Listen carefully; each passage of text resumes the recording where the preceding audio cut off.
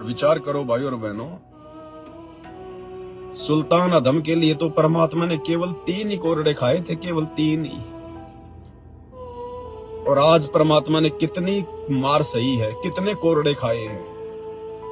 21 महीने हमारा बाप हमारे लिए करोथा कांड के बाद जब रोहतक की जेल में थे, रिमांड हुआ, कितने डंडे खाए होंगे, कितने कोरडे खाए आप और हमारे लिए।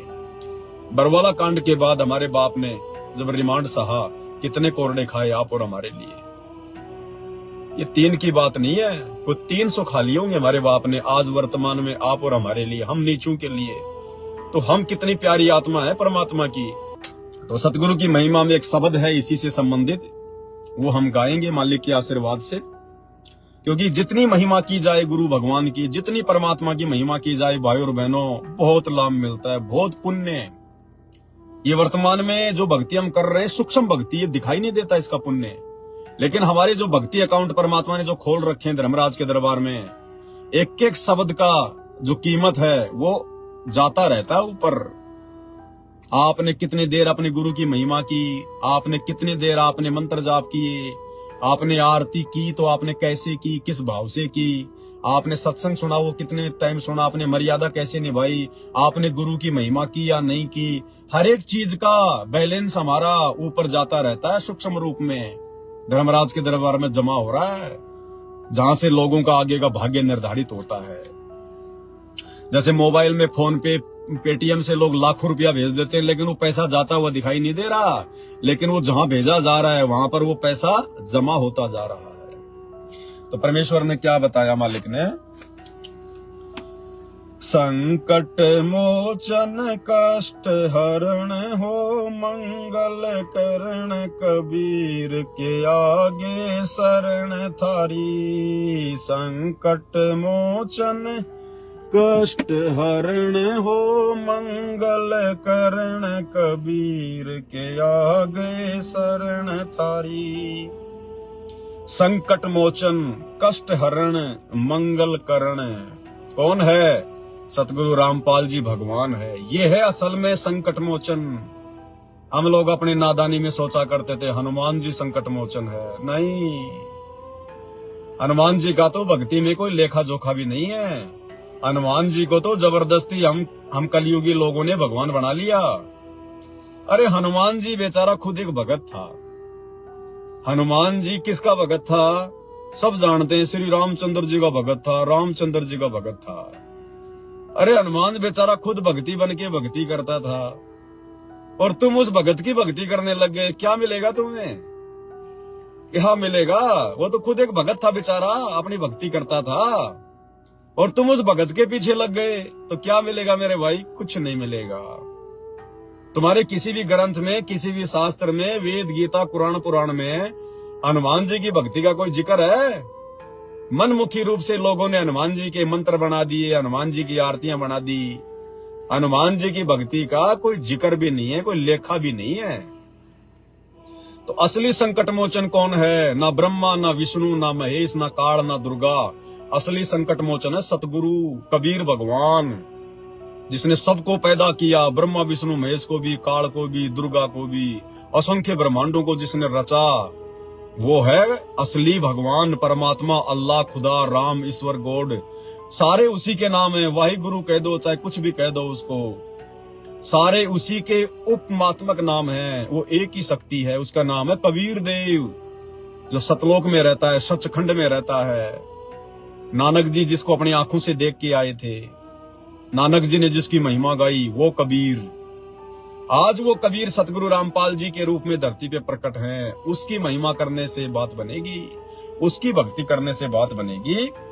तो असल में संकट मोचन यानी आज वर्तमान में इंसान पे जितने भी दुख है, समस्या, तकलीफ है, कोई बीमार है, कोई रोगी है, कोई कोढ़ी है, संत रामपाल जी के सत्संग सुनिए महीना 2 महीना, और उनसे नाम उपदेश लीजिए, उनके बताए अनुसार भक्ति कीजिए।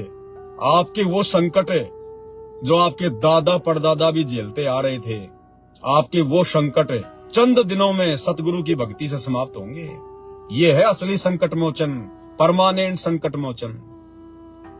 संकट मोचन कष्ट हरण हो मंगल करण कबीर के आगे शरण थारी। मंगल करण कबीर।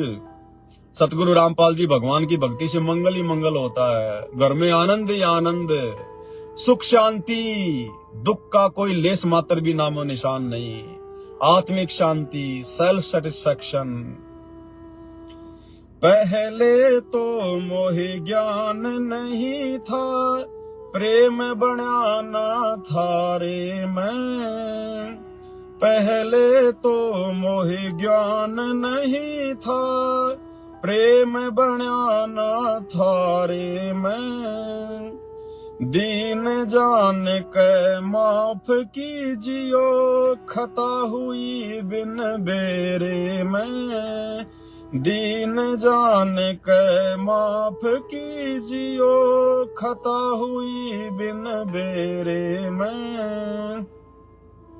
अनगिन अवगुण भरे मेरे में, माफ करो तकसीर के आगे शरण थारी। संकट मोचन कष्ट हरण हो मंगल करण कबीर के आगे शरण थारी। क्या बताया? अब ज्ञान होने के बाद में ये आत्मा कैसे अपने परमात्मा से, अपने सतगुरु भगवान से अर्ज करती है कि पहले तो मोहे ज्ञान नहीं था, प्रेम बन्या ना थारे में। जैसे आज हमें ज्ञान हो गया है कि धरती पर वो परमात्मा, वो कबीर देव सतगुरु रामपाल जी है। आज से पहले हमें ज्ञान नहीं था कि परमात्मा कौन है, कैसा है, होता है या नहीं होता है, परमात्मा क्या करता है, कैसे मिलेगा, परमात्मा मिल गया तो फिर हमें क्या करना है, परमात्मा हमें क्या वस्तु प्रदान करेगा, कुछ नहीं पता था। देखा देखी जैसे आज वर्तमान में दुनिया चल रही है भेड़ चाल में, ऐसे ही मंदिरों में, मस्जिदों में, चर्चों में, गुरुद्वारों में और पाखंड पूजाओं में, घर के देवी देवताओं की पूजा पाठ में माई मसाणी, भैरव, भूत, सेठ, शीतला, हनुमंत इनकी पूजा में लगे हुए थे। तो पहले हमें ज्ञान नहीं था, इसलिए हमारा कोई प्रेम नहीं बन रहा था। अब प्रेम बनाए तो किसमें बनाए? अरे किसमें बनेगा प्रेम? कोई एक परमात्मा की जानकारी नहीं थी। सोमवार आया तो किसी ने बोला शंकर जी के व्रत कर लो, शंकर जी की पूजा करो, कर ली। दूसरे दिन बोले अब मंगलवार आ गया, हनुमान जी की पूजा करो, हनुमान जी का प्रसाद बांटो, हनुमान चालीसा करो, हनुमान जी को कर लिया। तीसरे दिन बुधवार आए तो बोला गणेश जी की पूजा करो, आज गणेश जी का वार है। बृहस्पतिवार आए तो बोला साईं बाबा की पूजा करो, साईं बाबा की पूजा करो।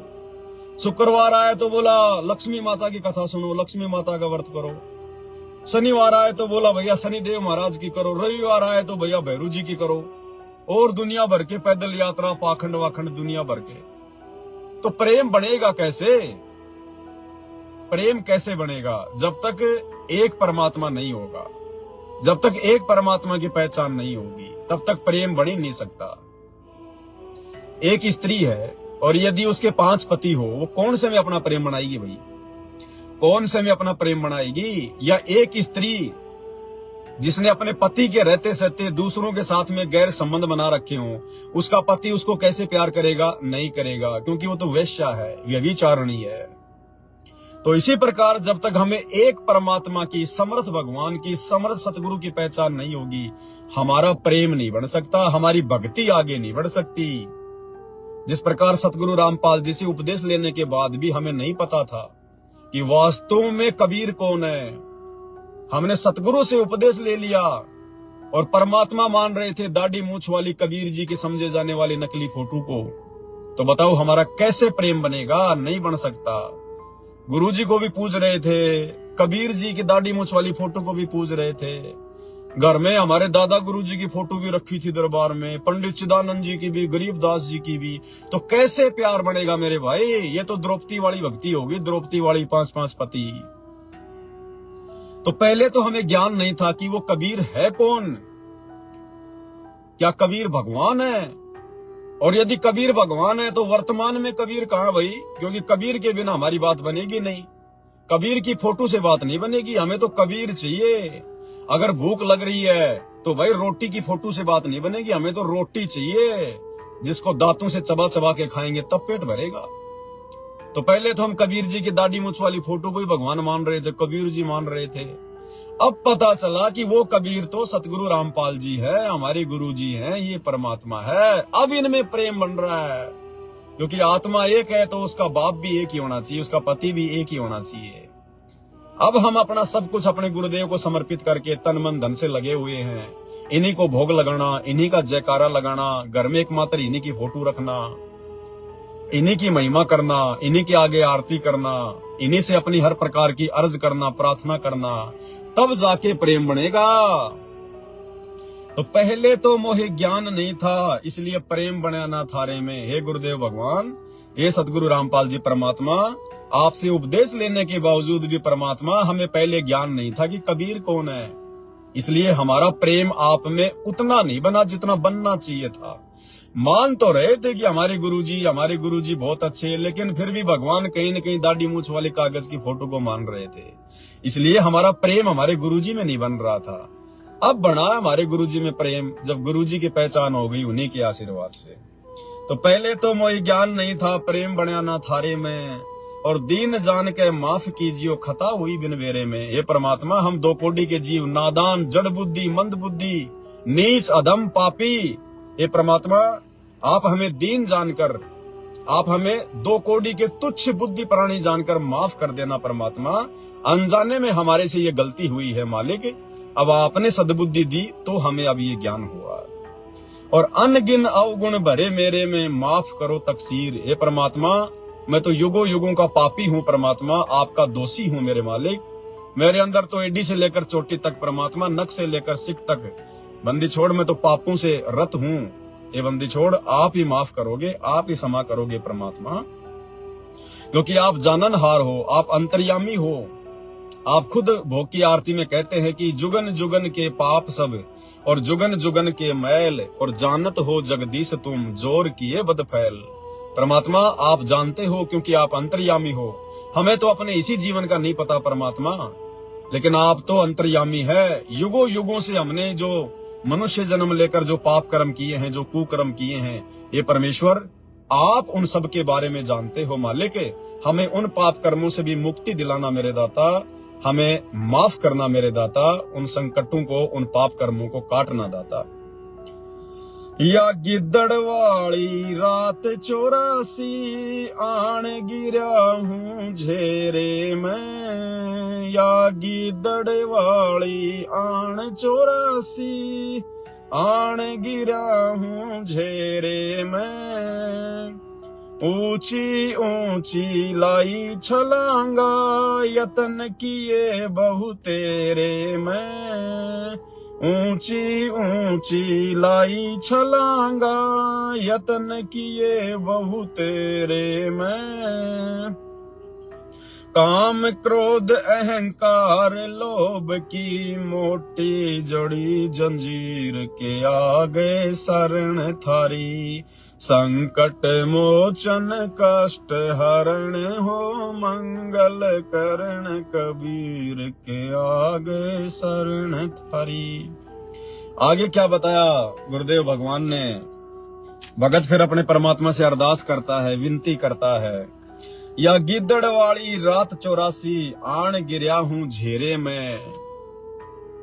जिस प्रकार कोई गिद्दड़ होता है, शियार जो कि कुत्ते जैसा जानवर होता है, गांव में या जैसे जंगल में रहता है आसपास में, तो कहते हैं जैसे कोई गिद्दड़ और रात्रि के अंधेरे में यदि किसी गहरे कुएं में वो गिर जाए, जेरे कुएं में गिर जाए। जेरा कुआं क्या होता है? जिसमें पानी नहीं होता और जो टूट फूट के यूं आड़ा टेढ़ा बाका हो जाता है, जिसके अंदर पत्थर वगैरह, झाड़ जंकार वगैरह नीचे उग जाते हैं। अगर उसमें गिरने के बाद में अगर आदमी नीचे से आवाज लगाए तो आवाज भी ऊपर वाले को सुनाई नहीं दे, क्योंकि वो टूट फूट के साइड वाइड में हो जाता हो। उसको कहते हैं जेरा कुआं। तो कहते हैं जैसे कोई गिद्दड़ रात्रि के अंधेरे में या अन्य कोई जानवर यदि जेरे कुएं में गिर जाए, और चाहे कितना ही चीखे, कितना ही चिल्लाए और कितना ही वो प्रयत्न करे बाहर निकलेगा छलांग लगा लगा के, लेकिन सैकड़ों फुट गहरे जेरे कुएं से बाहर वो गिद्दड़ अपनी मर्जी से नहीं निकल सकता। तो परमात्मा हमें समझाना चाहते हैं और फिर भगत अपने मालिक से अर्ज करता है कि ये परमात्मा, वो गिद्दड़ जैसी हमारे साथ में बन गई वर्तमान में। ये परमात्मा, हम अपने नादानी से, हम अपनी कमजोरी के कारण सतलोक में आप जी को ना पहचान के, आप कबीर भगवान को ना पहचान के, और हम इस काल के चक्कर में आके और 21 ब्रह्मांड रूपी जेरे कुएं में आके गिर गए। हम तो गीदड़ है भगवान, गीदड़। हम इस काल के 21 ब्रह्मांड रूपी जेरे कुएं में आके गिर गए सतलोक से। और परमात्मा, ऊंची ऊंची लाई छलांगा यतन किए बहु तेरे में। और हमने इस 21 ब्रह्मांड से बाहर निकलने के लिए, इस जेरे कुएं से, काल के कुएं से बाहर निकलने के लिए ऊंची ऊंची लाई छलांगा। छलांग कैसे लगाई हमने? कभी जंगल में जाके तपस्या करी, कभी गुफाओं में जाके तपस्या करी, कभी हनुमान जी के व्रत किए, कभी शंकर जी के महाशिवरात्रि के व्रत किए, कभी किसी पैदल यात्रा पे गए, कभी अमरनाथ, केदारनाथ, बद्रीनाथ, कभी हमने व्रत रखे, पता नहीं क्या क्या हमने यत्न किए इस 21 ब्रह्मांड से बाहर निकलने के लिए, मोक्ष प्राप्त करने के लिए। ऊंची ऊंची लाई छड़ांगा यत्न किए बहु तेरे में। आपको पाने के लिए हमने बड़े यत्न किए। उस गिदड़ की तरह हमने बहुत ऊंची ऊंची छलांग लगाई, लेकिन 100 फीट गहरे कुएं में गिदड़ कितनी छलांग लगा सकता है? 5 फीट की, 4 फीट की, 10 फीट की मान लो, ज्यादा से ज्यादा। इससे ऊंची छलांग वो गिदड़ नहीं लगा सकता। तो इसी प्रकार हमने भी बहुत प्रयत्न किए 21 ब्रह्मांड से बाहर निकलने के लिए आज से पहले, लेकिन परमात्मा हमारा हर प्रयास विफल ही रहा। क्यों? क्योंकि हमारे पास में सत्य साधना नहीं थी, हमें सतगुरु प्राप्त नहीं था। तो कहते हैं, या गिदड़ वाली रात 84 आन गिरा हूं झेरे में, और ऊंची ऊंची लाई छलांगा यत्न किए बहु तेरे में। काम क्रोध अहंकार लोभ की मोटी जड़ी जंजीर इस काल ने इस 21 ब्रह्मांड रूपी कुएं में डाल के, और काम क्रोध अहंकार और लोभ लालच की मोटी मोटी जंजीरों से हमारे को जकड़ दिया। इसने हमारे 5 विकार लगा दिए, 25 उनकी प्रकृतियां। हम कभी इनसे छूट ही नहीं पा रहे थे परमात्मा। हम कभी इन मोटी मोटी जंजीरों को हम काट ही नहीं पाए, क्योंकि बिना सतगुरु के ज्ञान के, बिना सतगुरु की सच्ची भक्ति और आशीर्वाद के काम क्रोध लोभ मोह अहंकार को नहीं काटा जा सकता। चाहे कोई कितनी तपस्या कर ले, चाहे लाखों साल जंगल में जाके भक्ति कर ले। आज से पहले सतयुग त्रेता द्वापर में जिन्होंने हजारों हजारों साल जंगलों में जाके तपस्या की, निराहार रहे, घर परिवार छोड़ दिया, शरीर की परवाह नहीं करी, आज वो गधे कुत्ते बने फिर रहे हैं, गधे कुत्ते बने हुए, क्योंकि काल के कुएं से बाहर निकलने के लिए और काल से ही प्रार्थना कर रहे थे। परमात्मा की तो पहचान ही नहीं थी, भगवान का तो सपने में नाम नहीं था, इन्हीं देवी देवताओं की पूजा, और यही काल हमारे को खाता है, और इसी की हम लोग जो है पूजा कर रहे थे, भक्ति कर रहे थे। अरे कसाई बकरे क्यों लाता है? काटने के लिए। और उसी कसाई से कहें कि भाई मेरे को छोड़ दे, भाई मेरे को माफ कर दे, वो कसाई तो लाया तुझे काटने के लिए है। तो ये काल जिससे हम प्रार्थना कर रहे थे 21 ब्रह्मांड से बाहर निकलने की, अरे ये तो हमें सतलोक से लाया बेला फुसला के। हम इसका भोजन है भाई, ये हमें कैसे जाने देगा, कैसे माफ करेगा? तो इस काल ने हमें यहाँ पर फंसाए रखने के लिए, बांधे रखने के लिए काम क्रोध अहंकार लोभ की मोटी जंजीरों में जकड़ा हुआ है। ये जंजीरें तो भाई सतगुरु रामपाल जी भगवान काट सकते हैं, उनकी भक्ति से ये जंजीरें कटेंगी। 21 ब्रह्मांड में, सृष्टि में कोई दूसरी भक्ति नहीं है, इनके अलावा कोई सतगुरु नहीं है, कोई संत नहीं है, कोई भगवान नहीं है, कोई साधु नहीं है। इनकी भक्ति से, और ये भी वर्तमान में, क्योंकि ये पिछली पीढ़ी का समय है, मोक्ष का प्राइम टाइम है। अन्यथा यही सतगुरु रामपाल जी भगवान सतयुग में भी था, त्रेता में भी था, द्वापर में भी था, अन्य रूपों में भी रहता है। आज से पहले ये जंजीरें ये खुद भी नहीं काटता, क्योंकि जंजीरें काटने का समय ये वर्तमान का समय है, पिछली पीढ़ी का। और इस समय भाई इनके शरण में आकर भी अगर किसी निकम्मी आत्मा ने जंजीरें नहीं कटवाई, तो उसके जैसा निर्भाग प्राणी फिर धरती पे कोई नहीं। फिर आगे क्या अरदास की है परमात्मा से?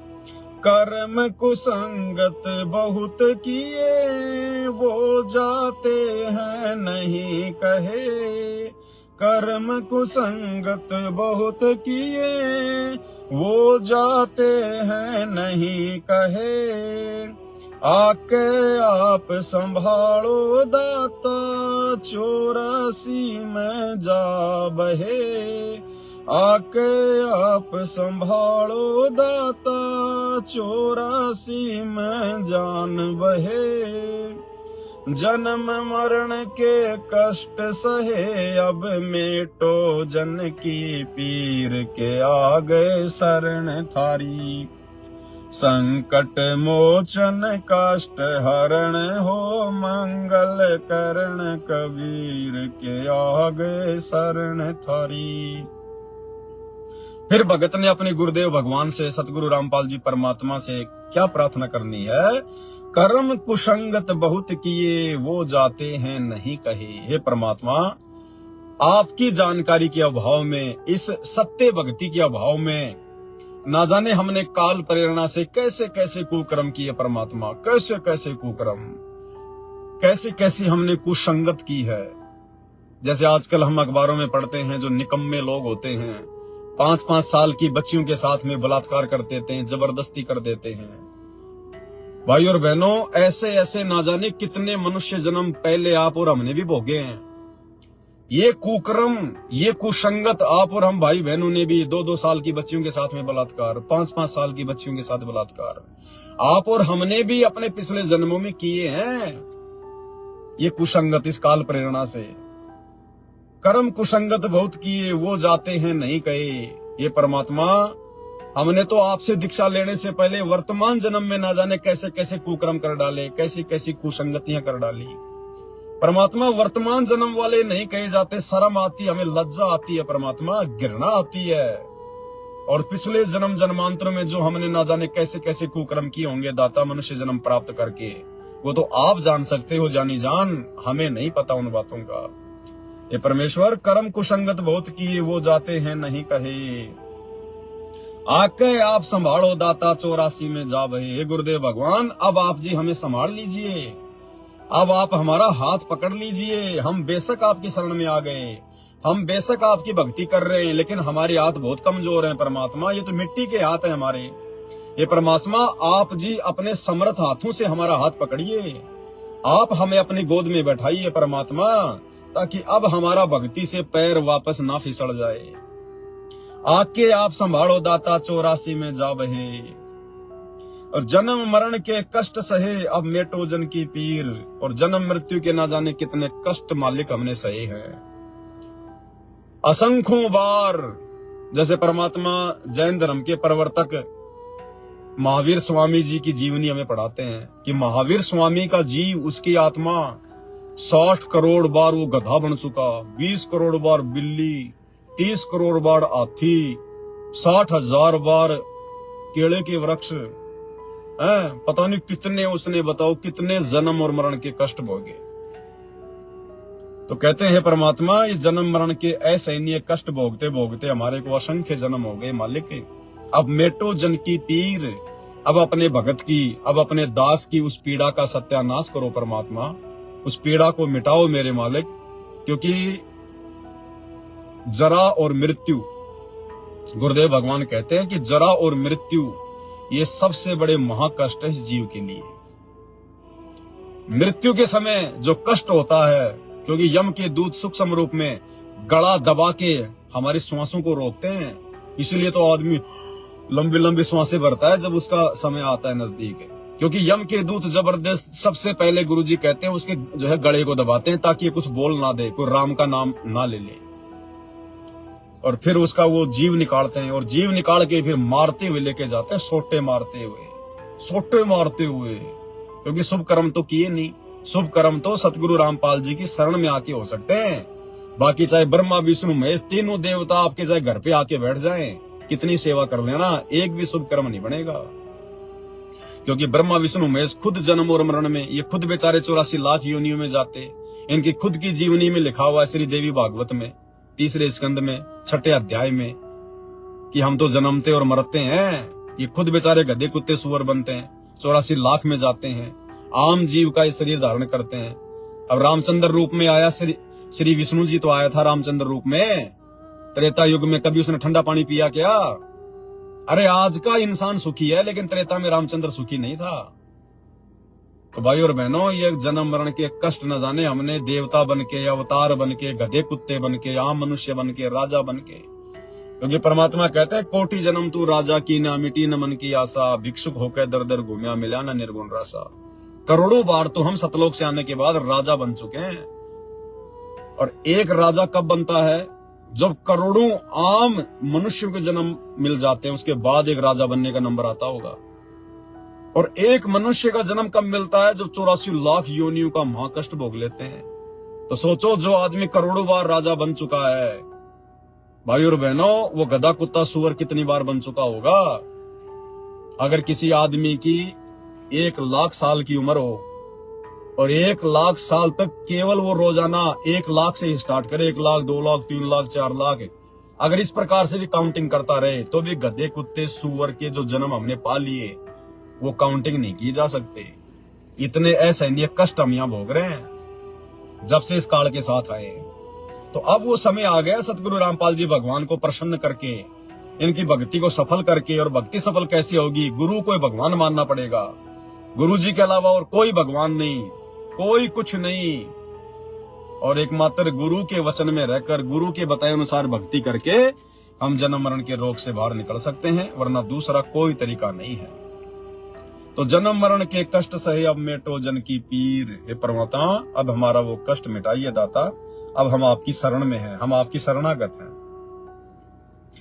गुप्त रूप में सर्व काज सारते, जो भी विपदा आन पड़े। गुप्त रूप में सब काम सार दे, जो भी विपदा आन पड़े। एक दिन दर्शन देने होंगे, दीन दयाल यो नहीं सरे। एक दिन दर्शन देने होंगे, दीन दयाल यो नहीं सरे। तुम बिन पापी नहीं तिरे, मेरा अवगुण भरा शरीर के आगे शरण थारी। संकट मोचन कष्ट हरण हो, मंगल करण कबीर के आगे शरण थारी। फिर भगत अपने गुरुदेव भगवान से अरदास करता है कि हे गुरुदेव भगवान, गुप्त रूप में सब काम सार दे, जो भी विपदा आन पड़े। कि आप तो इतने समर्थ हो मेरे मालिक, आप इतने महान हो मेरे सतगुरुदेव भगवान।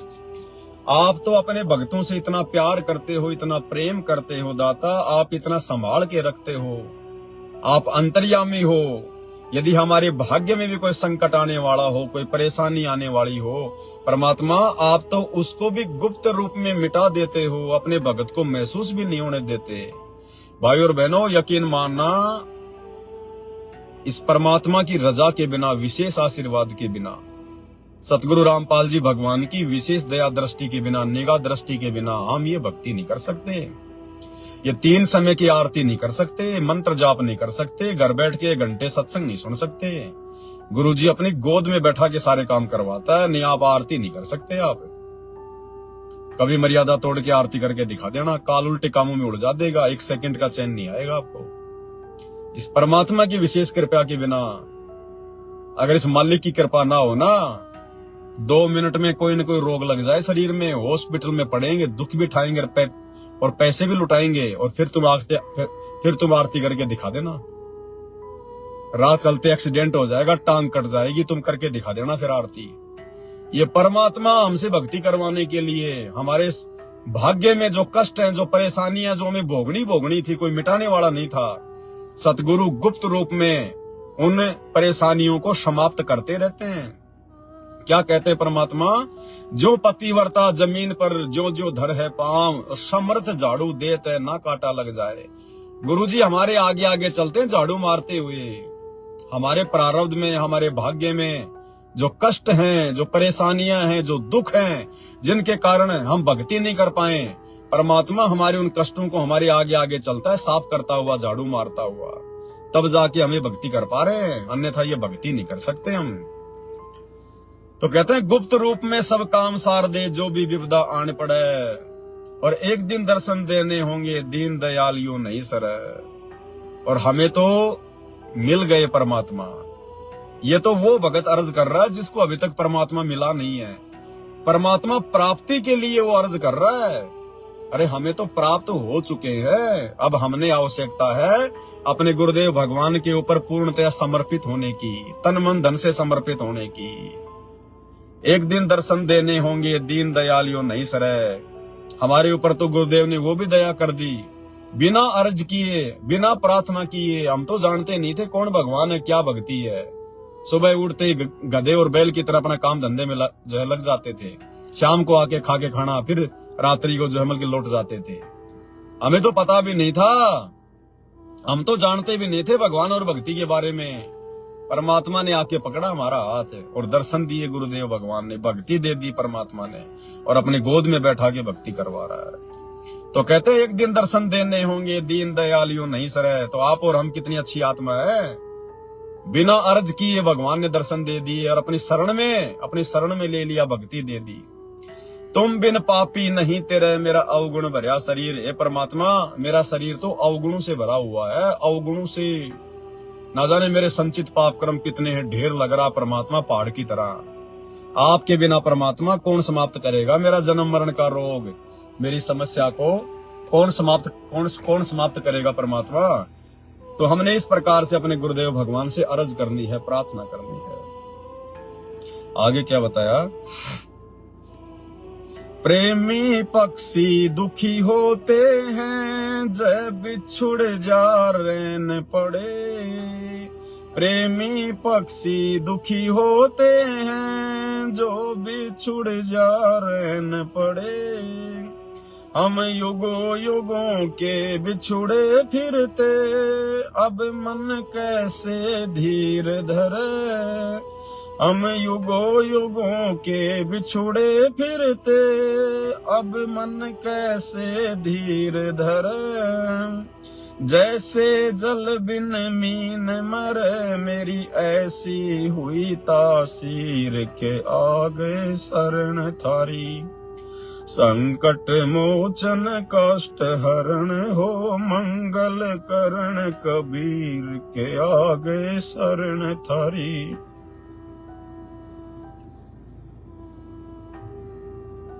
परमात्मा कहते हैं जैसे जो पक्षी होते हैं, साथ साथ रहते हैं, घूमते हैं, फिरते हैं, खाते हैं, आपस में उनका प्रेम होता है। और रात्रि के समय यदि वो पक्षी किसी कारण से बिछुड़ जाते हैं, अंधेरे के कारण या कोई भी कारण से, तो वो बड़े दुखी होते हैं, बड़े वो परेशान होते हैं, बड़े वो चिंतित होते हैं, क्योंकि आपस में उनका बड़ा प्यार होता है। इसी प्रकार यहाँ पर आत्मा और परमात्मा को लिया गया है कि आत्मा और परमात्मा में सतलोक में ऐसा ही प्यार था। परमात्मा हमें उतना ही प्यार दिया करते थे सतलोक में, हमसे बहुत प्यार किया करते थे परमात्मा। और हम इस काल के जाल में फंस के, इस काल के चक्कर में आके यहाँ पर अपने परमात्मा से जो वो बिछुड़ गए हैं। जिस प्रकार वो पक्षी बिछुड़ जाते हैं, ऐसे ही हम अपने परमात्मा से बिछुड़ चुके हैं। यह आत्मा उस परमात्मा से सतलोक से बिछुड़ चुकी है। हम युगों युगों के बिछुड़े फिरते, अब मन कैसे धीर धरे। अब जब हमें इस बात की जानकारी हो गई कि हमारा परमात्मा धरती पर आया हुआ है और हमें लेने के लिए आया हुआ है, तो अब हमारा मन बिल्कुल भी धैर्य नहीं धर रहा। हमारा मन धैर्य नहीं धरना चाहिए। हमें अपने परमात्मा के साथ में वापस सतलोक में चलने की पूरी तैयारी करनी चाहिए, पूरी कोशिश करनी चाहिए। हमने परमात्मा को कस के पकड़ लेना चाहिए, अपने गुरुदेव भगवान को, कि अगर गलती से भी अगर रह गए परमात्मा, तो फिर यही कष्ट, यही दुख हमारे को फिर भोगने पड़ेंगे। प्रेमी पक्षी दुखी होते हैं जो बिछुड़ जा रैन पड़े। हम युगों युगों के बिछुड़े फिरते, अब मन कैसे धीर धरे। गुरु जी कहते हो पक्षी तो केवल एक रात के लिए बिछुड़ते हैं, उसमें भी इतने दुखी हो जाते हैं, और तुम तो युगों युगों से मेरे से बिछुड़ के यहाँ पर आए हो। और यदि आज तुम्हें इस बात का वास्तव में पता चल गया कि हमारा बाप है, सतगुरु रामपाल जी हमारा पिता है, हमारी आत्मा का पिता है, तो कहते हैं अब तो कस के पकड़ लेना अपने बाप को, अब की बार मत छोड़ देना इसे। तुम तो युगों युगों से बिछुड़े हुए हो, तुम्हें तो बिल्कुल भी चैन नहीं होना चाहिए, बिल्कुल भी। जैसे जल बिन मीन मरे मेरी ऐसी हुई तासीर। यानी भगत के बारे में बता रहे हैं परमात्मा कि भगत की हालत तो ये बात पता होने के बाद में ऐसी हो जानी चाहिए जैसे मछली होती है, जैसे जल बिन मीन मरे, जैसे मछली पानी के बिना नहीं रह सकती, ऐसी हालत हमारी वर्तमान में हो जानी चाहिए। हमारे गुरुदेव भगवान के बिना हमारा जीवन नहीं होना चाहिए। अगर जिएंगे तो अपने परमात्मा की भक्ति करते करते जिएंगे, और मरेंगे तो भक्ति करते करते मरेंगे। जीऊं तो तुम सुमरित मरूं, जीऊं तो तुम, मालिक की ऐसी वाणी है, मरूं तो तुम सुमरित मरूं, और जब तक जीऊं तब तक परमात्मा रोजाना मैं आपकी भक्ति करूं। तो ऐसी हालत हमारी होनी चाहिए, तब जाके परमात्मा हमें अपने सीने में जगह देगा, हमें अपने हृदय में जगह देगा परमात्मा। अगर हमारा प्यार हमारे गुरुदेव के प्रति नहीं उमड़ेगा, प्यार उमड़ने का मतलब ये नहीं कि 24 घंटे हमारी आंखों में जोमल के आंसू आने चाहिए, नहीं। जब भी उनकी याद आ जाए, जब भी हम कोई सत्संग सुने, ऐसा कोई मार्मिक कोई आ जाए, कोई प्रकरण, उनकी कोई महिमा करें, कोई शब्द गाएं, तो आत्मा को याद आ जाना चाहिए कि हाँ ये मेरा बाप है, ये मेरा परमात्मा है। और ये महिमा हम कोई मान बढ़ाई के लिए नहीं कर रहे, कोई दिखावे के लिए नहीं कर रहे हैं, हम अपने गुरुदेव भगवान के हृदय में जगह बनाने के लिए कर रहे हैं। ये तो हमारे गुरु जी की भक्ति ऐसी है, हमारे परमात्मा के शब्द हैं जो ना चाहते हुए आंखों से आंसू आ ही जाते हैं। और ये भगवान ने भगत की पहचान बताई है कि भगवान की महिमा करते करते, सत्संग सुनते सुनते जब तक आपकी आंखों से आंसू नहीं पड़ेंगे, तो अभी थोड़ा जो है वो कच्चापन है। रजा तेरी से दादू नानक जी का सत्यलोक में वास हुआ, रजा तेरी से दादू नानक जी का सत्यलोक में वास हुआ। 100 परसन उत्तर कीने जब धर्मदास के विश्वास हुआ, 100 परसन उत्तर कीने जब धर्मदास के विश्वास हुआ। भगत के कारण ख्वास हुआ, जागी सुल्तानी की तकदीर के आगे शरण थारी। संकट मोचन कष्ट हरण हो, मंगल करण कबीर के आगे शरण। फिर कहते हैं कि रजा तेरी से दादू नानक जी का सतलोक में वास हुआ, कि ना जाने दादू और नानक जैसी कितनी आत्माएं आपने सतलोक में बैठा दी अपनी भक्ति देके परमात्मा। और 100 परसन उत्तर कीने जब धर्मदास के विश्वास हुआ, धर्मदास को परमात्मा मिले, आके बताया समझाया, और 100 सवाल किए धर्मदास ने, मन में शंकाएं पैदा की, परमात्मा ने बड़े प्यार से उसकी हर शंका का समाधान किया, तब जाके धर्मदास को विश्वास हुआ। भगत के कारण खवास हुआ, भगत के कारण भगवान नौकर बना, नौकर खवास यानी नौकर बना, जागी सुल्तानी की तकदीर। सुल्तान अदम को अपनी शरण में लेने के लिए भगवान ने उसका नौकर तक बनना पड़ा, उसकी मार तक खाई परमात्मा ने। और भाई और बहनों, आज हमें पता चलना चाहिए कि सुल्तानी के वो 3 जो खाए थे वो कोरड़े, सुल्तानी की सेज पे परमात्मा जो बांदी बनकर सोए थे, और सुल्तान अदम ने जो 3 कोरड़े मारे थे, वो बांदी कौन थी? वो सतगुरु रामपाल जी भगवान थे। हिसार जेल से जो ऑडियो आ रही है, उनमें परमात्मा ने स्पष्ट रूप से कहा है, भाई और बहनों, हमारी आंखें खुल जानी चाहिए। अब गुरुजी हमारे लिए कितने कष्ट सहन कर रहे हैं, कितने कष्ट उठा रहे हैं परमात्मा।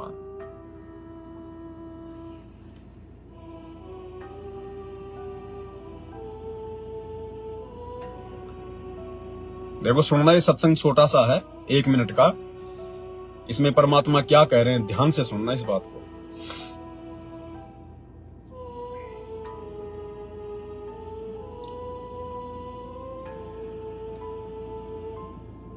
उस दिन के बाद फिर अपने 9 लाख के बाद वो जैसे प्रतिदिन विश्राम किया करता था, उससे गया। परमात्मा ने उसने, देखो बच्चों, आपके लिए कितने उठक रहे, एक बंदी का रूप बनाया, स्त्री का, वैसी वेशभूषा बनाकर, और उसके बिस्तर लगाया। देखो, जो दिन मेरी शरण है ताका हूं मैं दास। बच्चों देखो, अपनी एक प्यारी आत्मा के लिए अपना वो, हम बच्चों वो हमारा बाप है, और हम इस शैतान के लोक में आकर शैतान हो गए, बिगड़ गए। बताओ कितना कष्ट उठाया अपनी प्यारी आत्मा के लिए। कबीर साहब कहते हैं, जो जन मेरी शरण है ताका हूं मैं दास। ये दास वहां गुलाम बने। कौन बना गुलाम भाई और बहनों? परमात्मा कहते हैं ये दास, ये शब्द ध्यान रखना, ये दास। देखना, शरण है ताका हूं मैं दास। ये दास वहां गुलाम बने। ये दास वहां गुलाम बने, ये दास वहां गुलाम बने। कौन दास? अपने लिए कह रहे हैं सतगुरु रामपाल जी भगवान संकेत में कि जो जन मेरी शरण है ताका हूं मैं दास। फिर कह रहे हैं ये दास, अपने लिए कह रहे हैं कि ये दास वहां पर गुलाम बने और 3 कोरड़े खाए। मेरी शरण है ताका हूं मैं दास। ये दास वहां गुलाम बने। एक बंदी का रूप बनाया नौकरानी का, अपनी प्यारी आत्मा को इस काल के इस षड्यंत्र से निकालने के लिए, जिसको तुम राजपाट और सुख मानते हो, तुम्हारा दुश्मन है। आपको क्या कहते हैं? और विचार करो भाई और बहनों, सुल्तान अदम के लिए तो परमात्मा ने केवल 3 ही कोरड़े खाए थे, केवल 3 ही। और आज परमात्मा ने कितनी मार सही है, कितने कोरड़े खाए हैं। 21 महीने हमारा बाप हमारे लिए करोथा कांड के बाद जब रोहतक की जेल में थे, रिमांड हुआ, कितने डंडे खाए होंगे, कितने कोरड़े खाए आप और हमारे लिए। बरवाला कांड के बाद हमारे बाप ने जब रिमांड सहा, कितने कोरड़े खाए आप और हमारे लिए। ये 3 की बात नहीं है, वो 300 खा लिए होंगे हमारे बाप ने आज वर्तमान में आप और हमारे लिए, हम नीचों के लिए।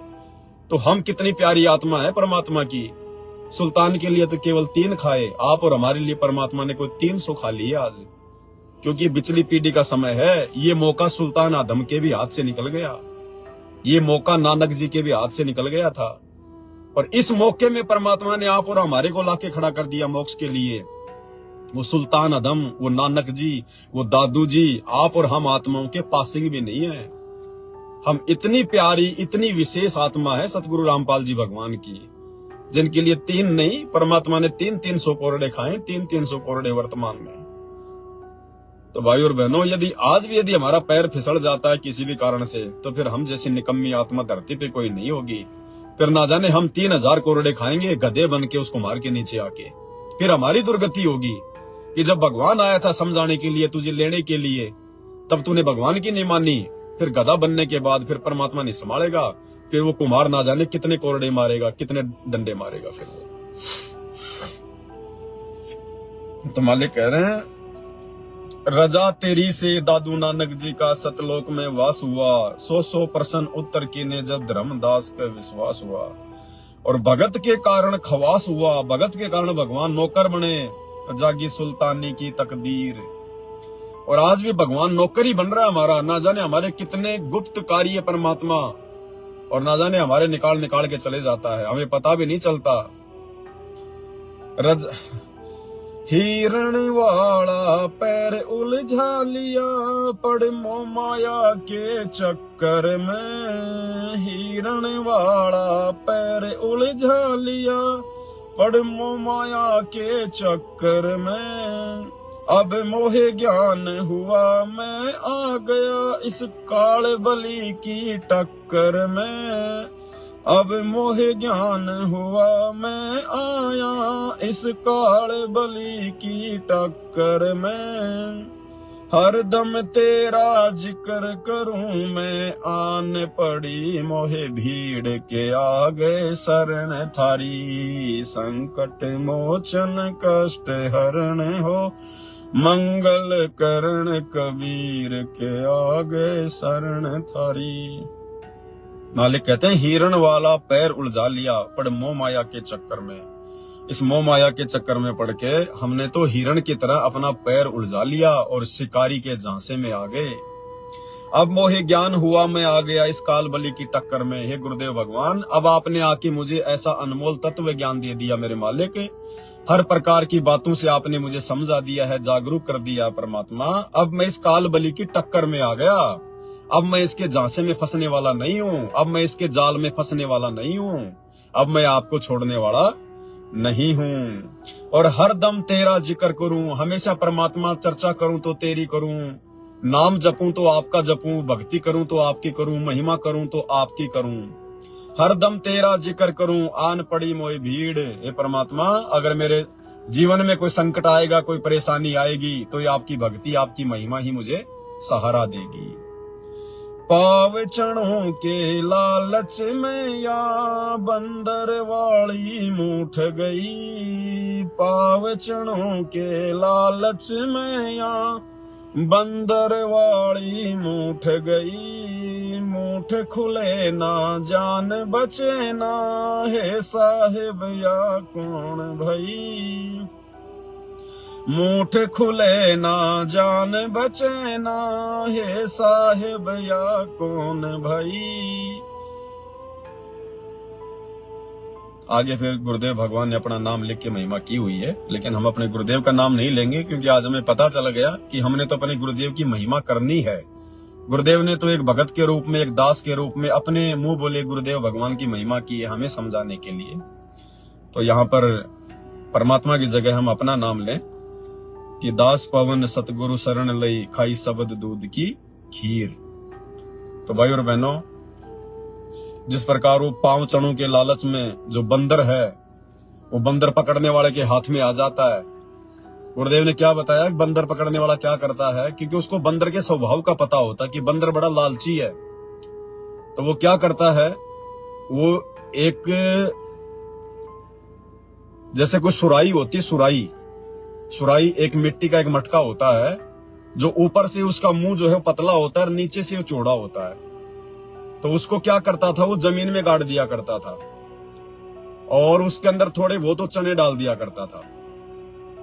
अब बंदर की आदत है, बंदर क्या करता है, वो चने के लालच में सुराही में हाथ दे देता अपना, और अंदर जाके वो जो होते हैं, जो चने होते हैं, उनका वो अपना वो हाथ भर लेता है। अब वो सुराही का मुंह वो इसी हिसाब से बनाता है कि वो बंद मुट्ठी बाहर नहीं निकल सकती, खुली अंदर जा सकती है, बाहर आ सकती है, लेकिन बंद मुट्ठी बाहर नहीं निकल सकती। अब उस बंदर को इतनी समझ नहीं है, उसको इतना ज्ञान नहीं है, और वो मुट्ठी छोड़ता नहीं है पाव चनों के लालच में कि वो चने ना छूट जाएं। और वो रोएगा, चिल्लाएगा, बंदर लैट्रिन करेगा, लेकिन मुट्ठी नहीं खोल सकता। इसी प्रकार हम जीवों की स्थिति बताई भगवान ने कि 21 ब्रह्मांड में आके काल ने तुम्हारे को लोभ लालच में, मोह ममता में, अहंकार में इस कदर जकड़ दिया है, तुम्हारे को इस कदर रंग दिया है, तुम छूट नहीं सकते यहां से।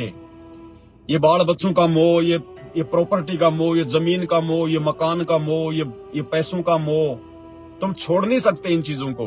ये छूटेंगी सतगुरु के ज्ञान से, सतगुरु की भक्ति से, सतगुरु के आशीर्वाद से। ऐसे ये मुट्ठी हमारी छूट नहीं सकती उस बंदर की तरह। अब फिर क्या करता है, फिर उसके बाद वो बंदर पकड़ने वाला उसको पकड़ लेता है, उसको बांध लेता है, फिर उसको नाच नचाएगा, उसको मारेगा, खाएगा, क्या क्या करेगा।